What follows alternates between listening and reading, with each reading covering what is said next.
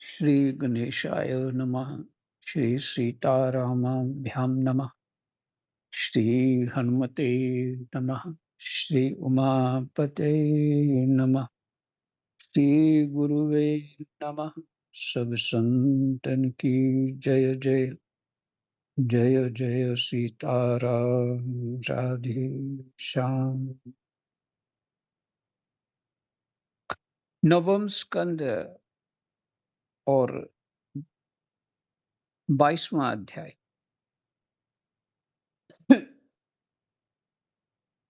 और श्लोक नंबर 26 से फिर से पाठ करते। वंश परंपरा चल रही है और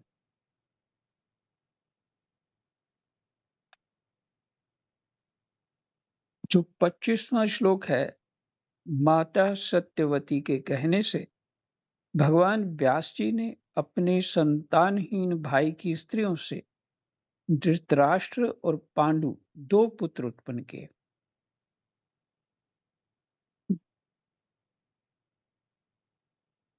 तो उनकी दासी से तीसरे पुत्र विदुर जी हुए।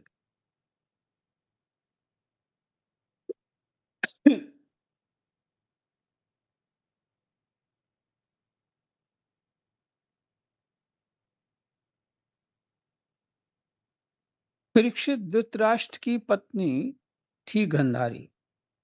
प्रार्थना कर लेते हैं। कृष्णाय वासुदेवाय हरे परमात्मने प्रणतः क्लेशनाशाय गोविंदाय नमो नमः। परीक्षित धृतराष्ट्र की पत्नी थी गंधारी। उसके गर्भ से 100 पुत्र हुए। उनमें सबसे बड़ा था दुर्योधन। कन्या का नाम था दुशाला। पांडु की पत्नी थी कुंती। शापवश पांडु स्त्री सहवास नहीं कर सकते थे, इसलिए उनकी पत्नी कुंती के गर्भ से धर्म, वायु, इंद्र के द्वारा युधिष्ठिर, क्रमशः युधिष्ठिर, भीमसेन और अर्जुन नाम के 3 पुत्र हुए। अर्थात धर्म धर्म के पुत्र हैं युधिष्ठिर, वायु के पुत्र हैं भीमसेन और इंद्र के पुत्र हैं अर्जुन। ये तीनों के तीनों महारथी थे। पांडु की दूसरी पत्नी का नाम था माद्री। दोनों अश्विनी कुमारों के द्वारा उसके गर्भ से नकुल और सहदेव जन्म हुआ। ये 2 देवता नाम एक साथ लिया जाता है, अश्विनी और कुमार। तो ऐसा लगता है एक ही है, नहीं, 2 हैं ये। अश्विनी अलग है, कुमार अलग है। तो इसलिए नकुल सहदेव जो हुए। परीक्षित, इन 5 पांडवों के द्वारा द्रौपदी के गर्भ से तुम्हारे 5 चाचा उत्पन्न।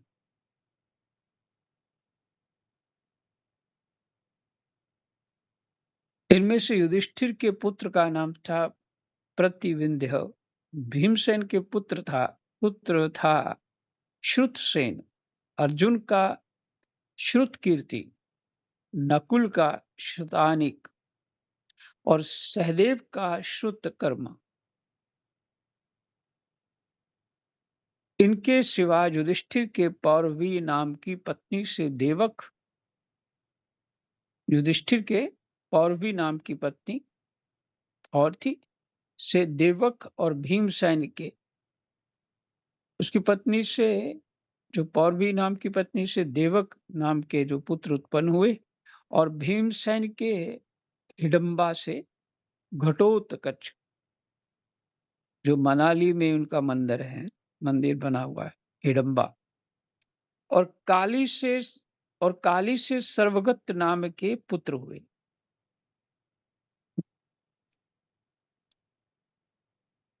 काली, इसके पुत्र हैं ये। हुँ।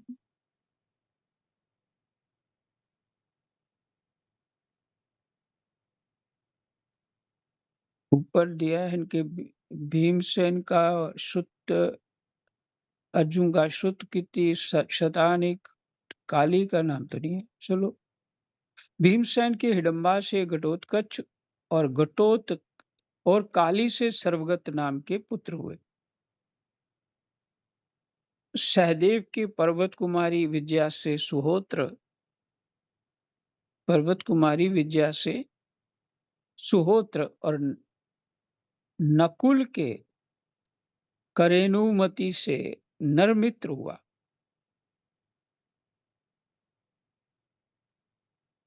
ये उनकी पत्नियां के नाम है, पर्वत कुमारी, विद्या और करेनुमति। नरमित्र हुआ। अर्जुन द्वारा नागकन्या उलूपी के गर्भ से इरावान और मणिपुर नरेश की कन्या से राम राम। अर्जुन द्वारा नागकन्या उलूपी के गर्भ से इरावान और मणिपुर नरेश की कन्या से बब्रुवाहन का जन्म हुआ। इनकी 2 पत्नियां और थी। तो द्रौपदी तो सबकी साल में एक बार, एक पति के पास 5 पति थे उसके, तो एक पति के पास 1 साल भर रहती। ऐसा कुछ नियम था उस समय। मैंने वो था तो सब श्राप वश ही था। प्रसंग तो आता है कुंती का, वो उसने कहा बांट लो, और कुंती सत्य बोलती थी इसलिए वो झूठ नहीं कर सकते थे उसकी वाणी को, ऐसा, लेकिन पीछे श्राप था।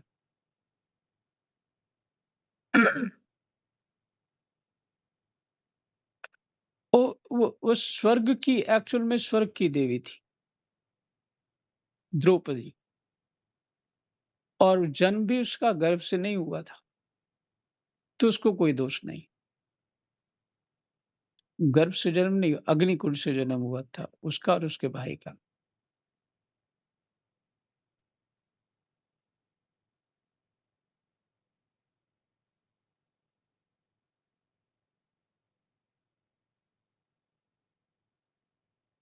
तो अर्जुन द्वारा नागकन्या उलूपी के गर्भ से इरावान और मणिपुर पूर्व नरेश की कन्या से बब्रुवाहन का जन्म हुआ।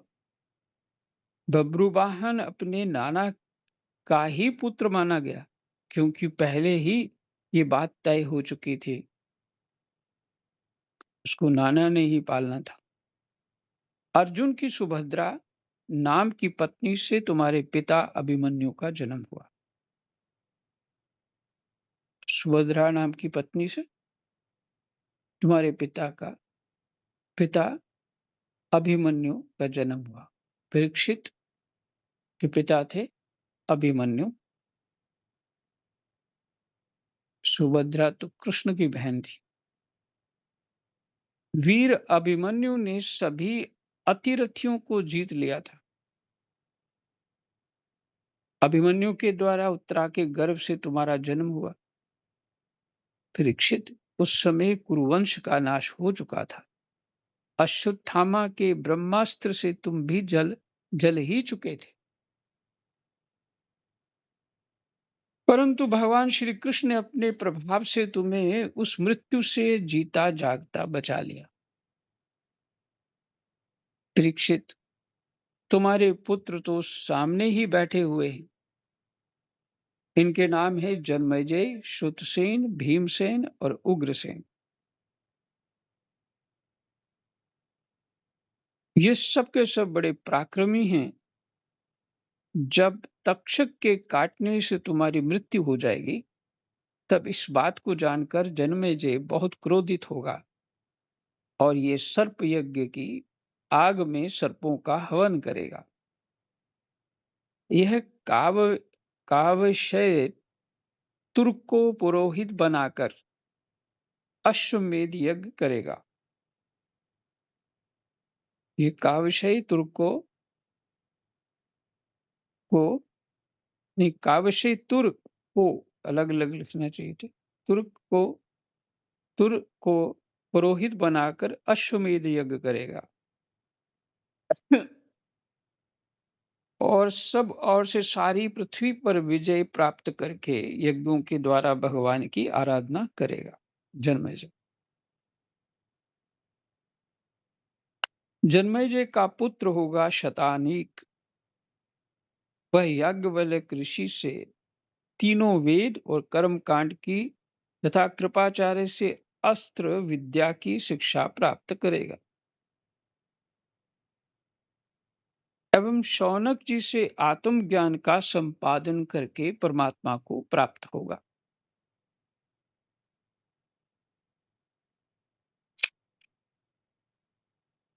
कृपाचार्य अस्त्र विद्या से वो सिखाएंगे, शौनक जी आत्मज्ञान देंगे। शतानीक का सहस्त्रानीक, सहस्त्रानीक का अश्वमेधज, अश्वमेधज का असीम कृष्ण, और असीम कृष्ण का पुत्र होगा नेमी चक्र। जब हस्तिनापुर गंगा जी में बह जाएगा, जब हस्तिनापुर गंगा जी में बह जाएगा, तब वह कौशाम्बीपुरी में सुखपूर्वक निवास करेगा।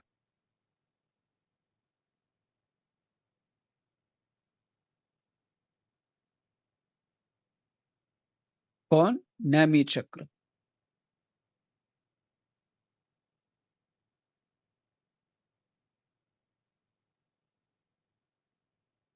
नैमिष चक्र का पुत्र होगा चित्ररथ, चित्ररथ का कविरथ, कविरथ का वृष्टिमान, वृष्टिमान का राजा सुषेण, सुषेण का सुनीत, सुनीत का निश्चक्षु, निश्चक्षु का सुखिनल, सुखिनल का परिपल्व, परिपल्व का सुनय, सुनय का मेधावी, मेधावी का नृपंजय, नृपंजय का दूर्व, और दूर्व का पुत्र तिमि होगा। ये तो सुखदेव भगवान जो हैं वो भविष्य की बात बता रहे है ना। वैसे वो ज्ञान संपन्न है, उनका ज्योतिष तो हृदय में ही है, उनके ज्ञान में ही सब कुछ है।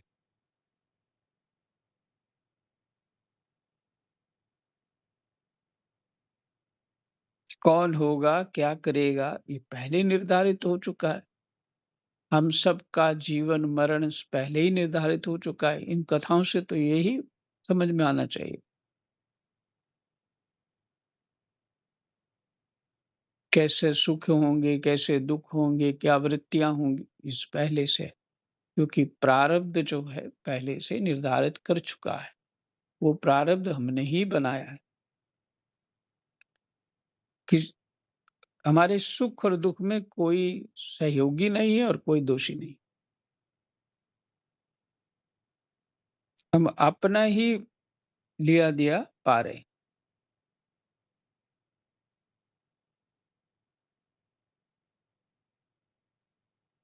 तो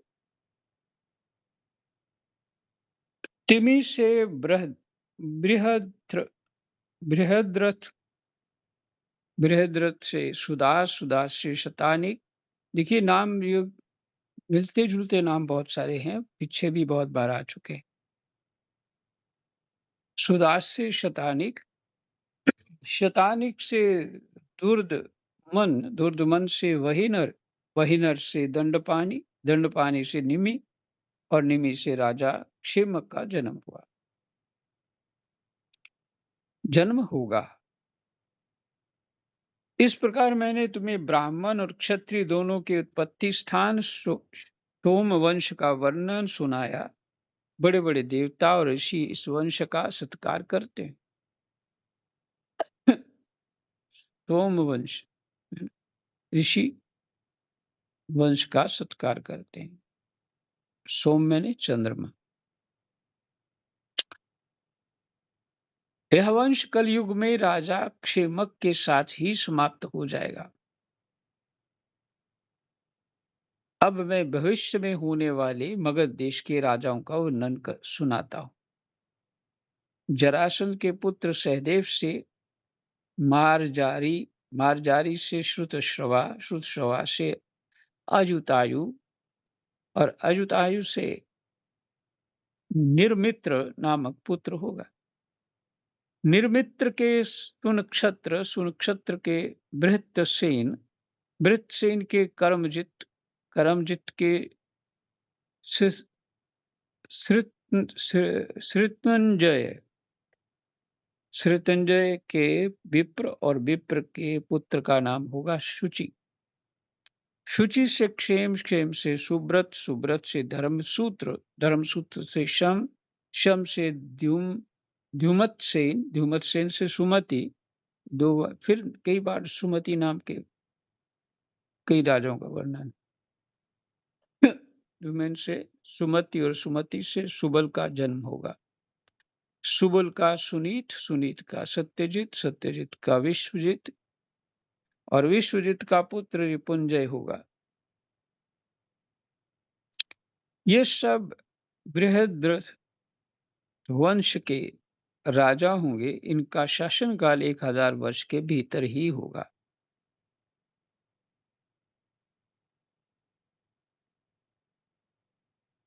बाईसवां अध्याय विश्राम हुआ।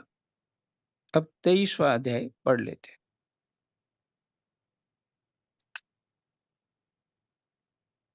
23वें अध्याय का प्रसंग है अनु, द्रुहयु, तुर्वसु और यदु के वंश का वर्णन।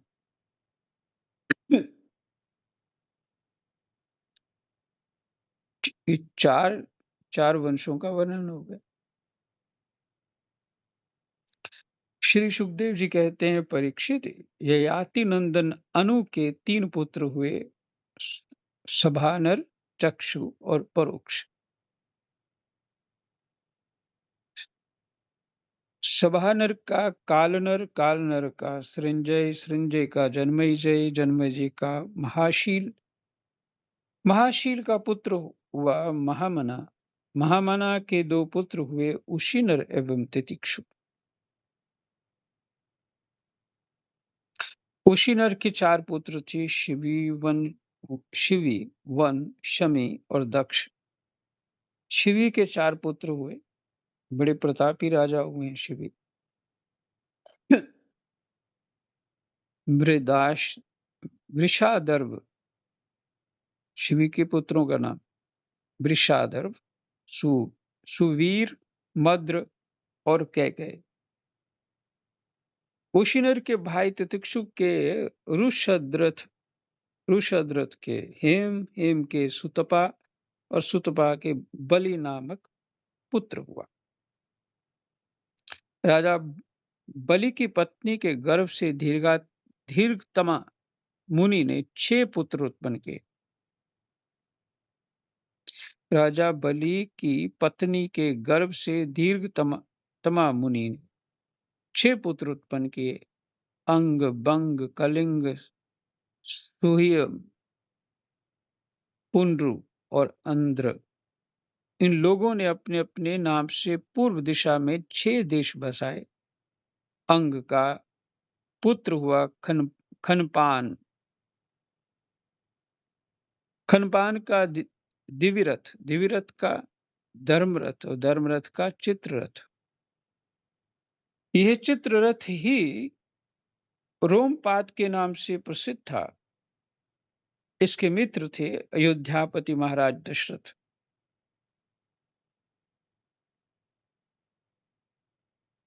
रोमपाद को कोई संतान न थी, इसलिए दशरथ ने उन्हें अपनी शांता नाम की कन्या गोद दे दी। शांता का विवाह ऋषि श्रृंग मुनि से हुआ। तब शांता भी ब्राह्मण ही हो गई, तो ऋषि श्रृंग ब्राह्मण।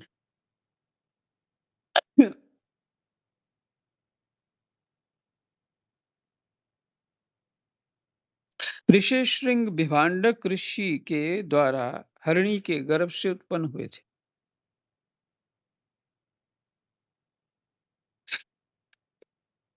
एक बार राजा रोमपाद के राज्य में बहुत दिनों तक वर्षा नहीं हुई। तब गणिकाएं अपने नृत्य, संगीत, वाद्य, हाव भाव, आलिंगन और विविध उपहारों से मोहित करके विशेष रंग को वहां से ले आईं, वन से, आश्रम से, और उनके आते ही वर्षा हो गई। काशी में एक काशी नरेश थे वो, जो जिन्होंने ऋषि श्रृंग को वहां अपने बुलाया था।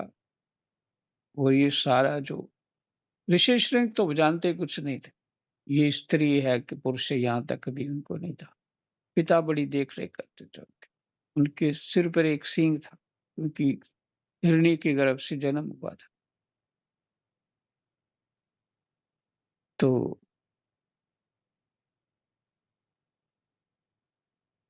कथा बहुत अच्छी है इसकी।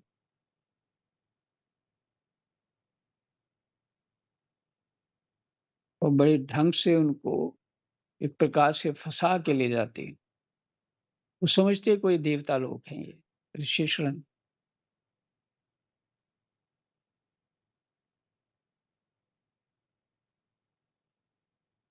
तो उनके उनके ब्राह्मणों ने, राजा के ब्राह्मणों ने बताया था, अगर ऋषि श्रृंग यहाँ पे आ जाए तो यहाँ आपके राज्य में वर्षा हो जाएगी। तो ऐसा ही हुआ। उन्होंने ही इंद्र देवता का यज्ञ कराया। तब संतानहीन राजा रोमपाद को भी पुत्र हुआ, और पुत्रहीन दशरथ ने भी उन्हीं के प्रत्न से 4 पुत्र प्राप्त किए थे ऋषि श्रृंग के।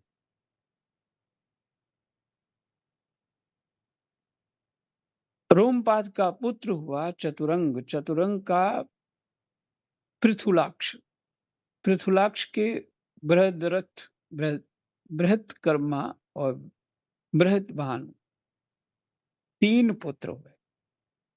इसके पृथुलाक्ष, बृहद्रथ, बृहत्कर्मा और बृहद्भानु।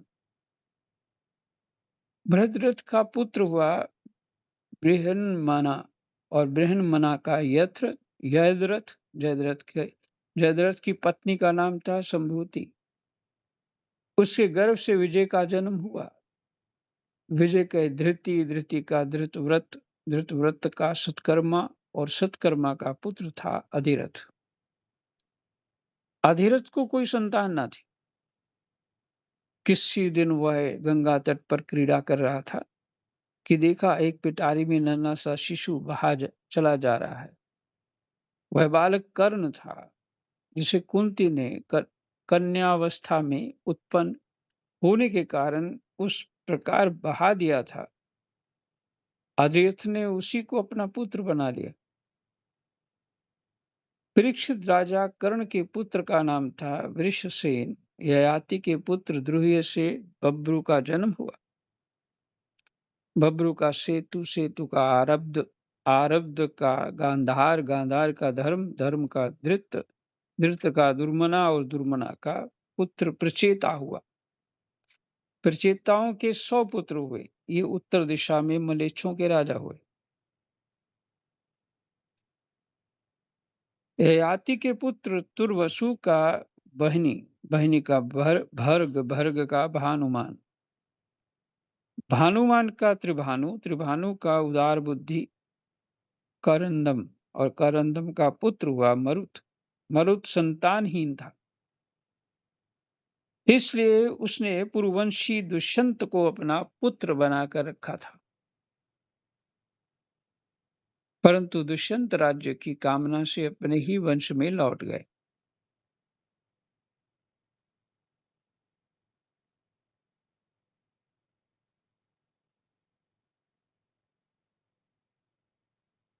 परीक्षित, अब मैं राजा ययाति के पुत्र, बड़े पुत्र यदु के वंश का वर्णन करूंगा। परीक्षित महाराज, परीक्षित महाराज यदुवंश, राम राम, महाराज यदु का वंश परम पवित्र और मनुष्यों के समस्त पापों को नष्ट करने वाला है। यदु का वंश, जो मनुष्य इसका श्रवण करेगा वह समस्त पापों से मुक्त हो जाएगा। इस वंश में स्वयं भगवान परब्रह्म श्री कृष्ण ने मनुष्य के से रूप में अवतार लिया था। यदु के 4 पुत्र थे, सहस्त्रजित, क्रोष्टा, नल और रिपु। सहस्त्रजित से शतजित का जन्म हुआ। शतजित के 3 पुत्र थे, महाहय, वेनुहय और है। है का धर्म, धर्म का नेत्र, नेत्र का कुंती, कुंती का सोहनजी, सोहनजी का महिष्मान और महिष्मान का पुत्र भद्रसेन हुआ।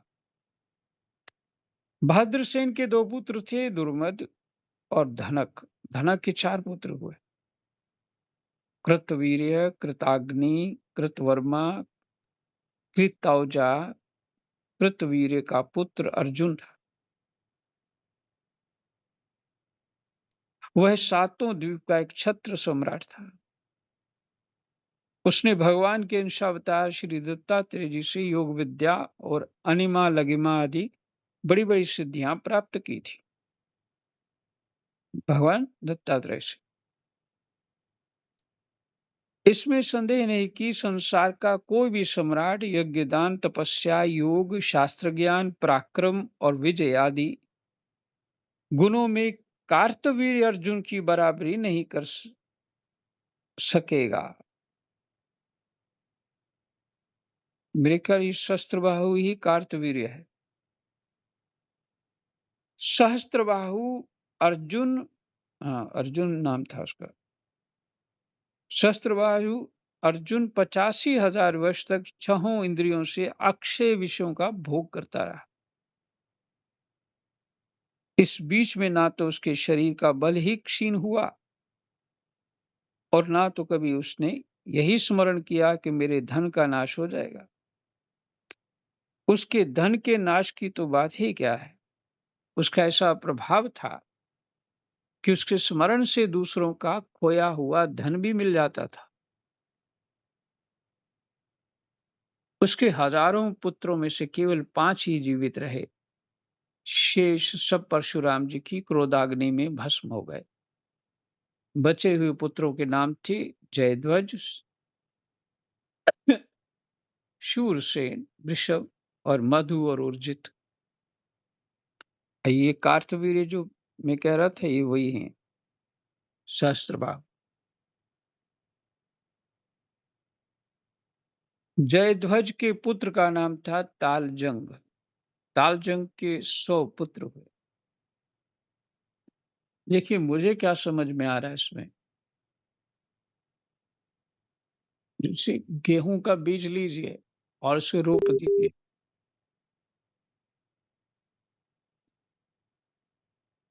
गेहूं का बीज लीजिए और उसे रोप दीजिए। सुन पा रहे हैं? जी महाराज जी, सुन पा रहे हैं। ठीक है। जी महाराज जी। और उस गेहूं के बीज से कोई 200-300 एक दाने हो जाएंगे और उनको बीजेंगे तो बहुत सारे हो जाएंगे।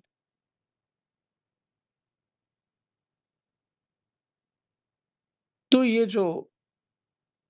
जन्म मरण यही है।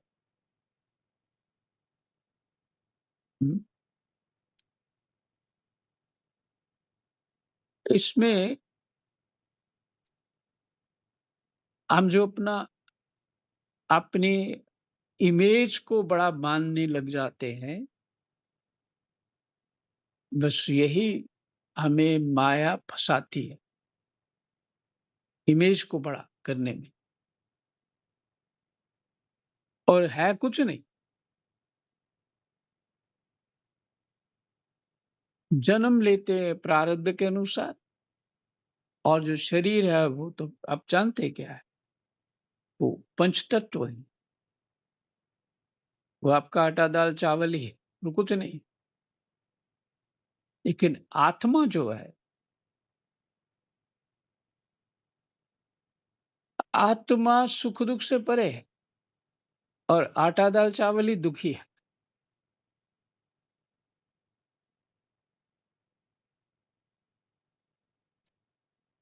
आत्मा सुख दुख से परे और आनंद स्वरूप है, अपने आप में परिपूर्ण है। तो जीव, हर जीव जो आत्म तत्व है, जो परमात्मा का अंश है, और जब वो माया को स्वीकार करता है, माने भगवान की प्रकृति के अंश को स्वीकार करके वो आत्मा प्रकृति के साथ हम एक हो जाता है। जैसे पति लड़का लड़की का विवाह हुआ तो दोनों एक होकर के एक प्रपंच खड़ा कर देते हैं। गृहस्थी, मेरे अपने, तेरे अपने, ये वो, आगे फिर आगे बहुत सारे थॉट, मैंने बहुत किया, ये किया, वो किया, बस यही माया।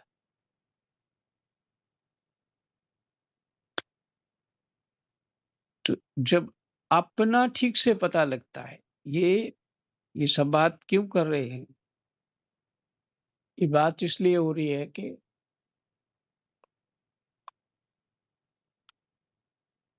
अपने आत्म तत्व को पहचानने के लिए ही बार बार जन्म मरण के ये सभी राजाओं के वंश वर्णन हो रहा है, जिनका कोई पढ़े ना तो कोई पता ही ना लगे, कोई था भी।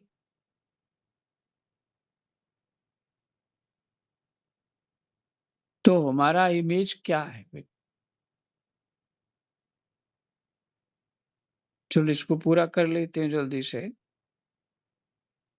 जयध्वज के पुत्र का नाम था तालजंग। तालजंग के 100 पुत्र हुए, वे तालजंग नामक क्षत्रिय कहलाए। महर्षि औरव की शक्ति से राजा सगर ने उनका संहार कर डाला।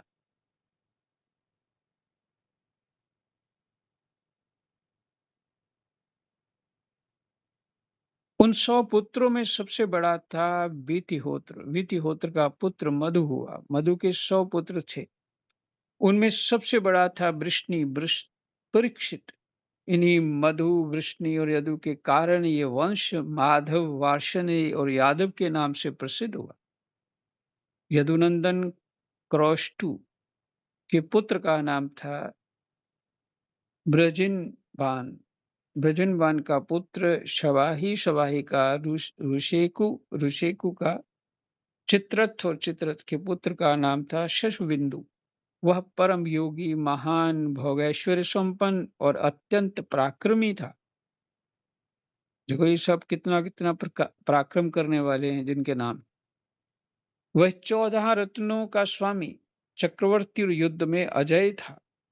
परम यशस्वी शशबिंदु के 10,000 पत्नियां थी, उनमें से एक एक के लाख लाख संतान हुई थी। 10,000 पत्नियों के एक एक लाख बच्चे। इस प्रकार उसके 100 करोड़ 1 अरब संतानें उत्पन्न हुई। उनमें पृथु, श्रवा आदि 6 पुत्र प्रधान थे। उस समय का बल, स्त्रियों की क्षमता, ये सब देखिए कैसा क्या।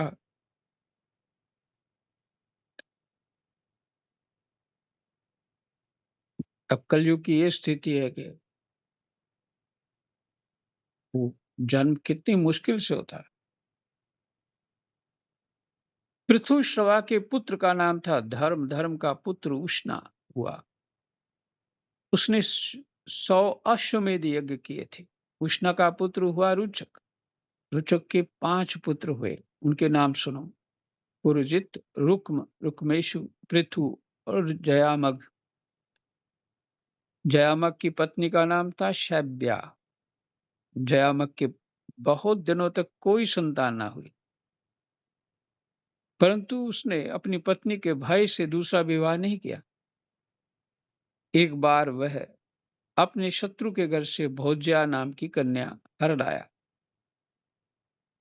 जब शैब्या ने पति के रथ पर उस कन्या को देखा, तब वह चिढ़कर अपने पति से बोली, कपटी, मेरे बैठने की जगह पर आज किसे बैठाकर लिए आ रहे हो?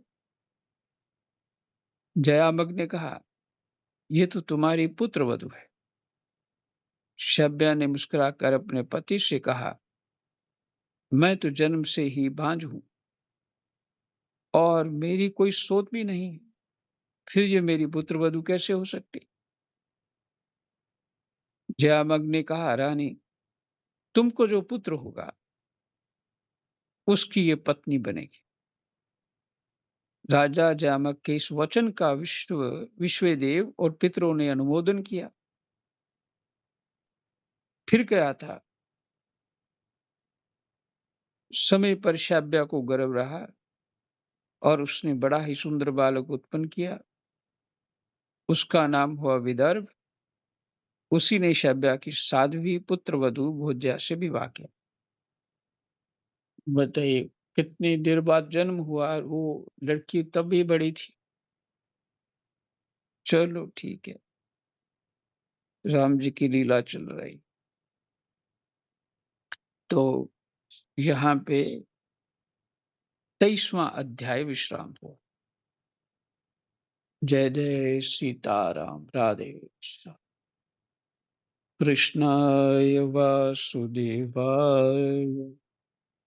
हरे परमात्मने प्रणतः क्लेशनाशाय गोविन्दाय नमः।